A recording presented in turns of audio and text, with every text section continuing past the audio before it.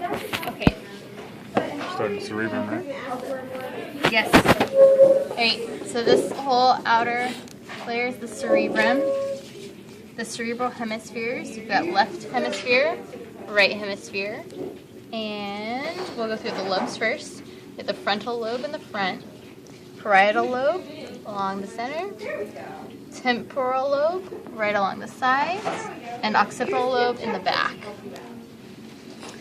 Cerebral cortex is the whole outer side, and you have the grooves, these lines, which are called sulci, and the gyri are the bulges.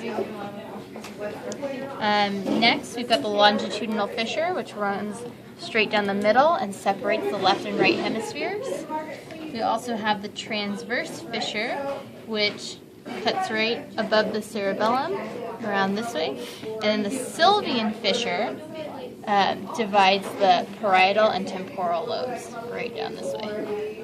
All right, and I actually skipped forward. So then we have to open up the inside to see the other structures. The corpus callosum, let's do this side since it's got the infundibulum. So the corpus callosum is our little Nike swoosh this way. The fornix is this other little branch under the corpus callosum. The lateral ventricles, you won't see on this model. Actually, yeah, we can open it up and look at it. It's the space in here. All right, moving on, let's put it back together. All right, going through the diencephalon, or seahorse, up here. We've got the thalamus, which is right around this little eye bulb. So the thalamus right here. Hypothalamus is the mouth part, lower. Hypo, because it's below the thalamus. The interthalamic adhesion is this little bulge right here, connecting the left and right thalamus. The mammillary body is this little bulb right here. It's kind of the chin bulb. And then the infundibulum, so this white line here, that connects to the pituitary gland, also known as the hypophysis. The optic chiasm is right here, and it, as we talk about in cranial nerves, it extends forward and back. The pineal body is on the back of the seahorse, right back here. All right, moving on to the mesencephalon, the corpora quadrigemina.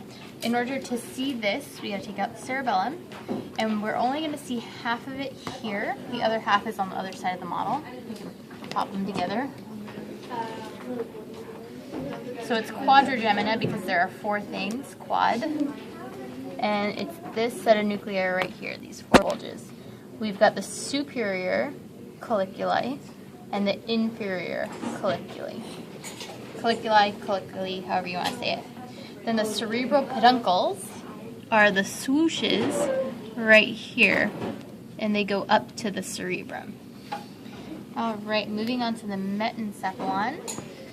First we have the pons, and it's this little belly of the seahorse. This is just connecting both sides, that's why that's there. Then the cerebellum, which we took off earlier, which goes underneath the occipital lobe, just for reference. And it fits together side by side. It's got two hemispheres, right and left.